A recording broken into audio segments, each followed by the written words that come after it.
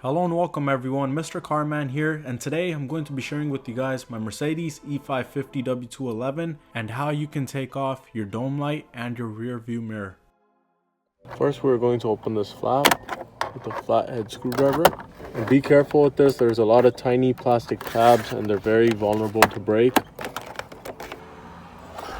So just move this around slowly.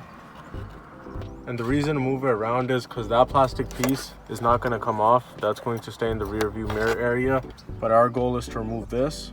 Next, we're going to remove this trim, and you're going to need both hands for this. You're going to pull it straight down.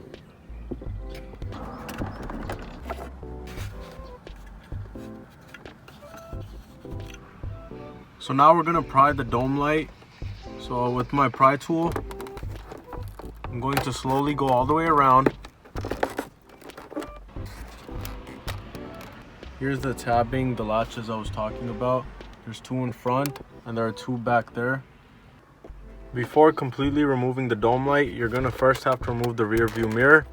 And to do that, you're going to grab the mirror from both sides, one hand here and one right here, and then pull it firmly straight down. Just like that. With a T20 Torx bit, I'm going to open the 3 Torx screws that were hidden under the rear view mirror assembly.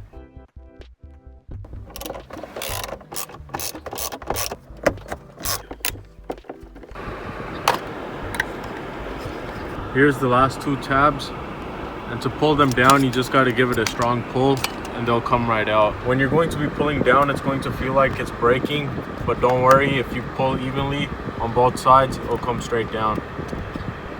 But don't pull it too down because all the cables are still connected and these flex cables are very fragile.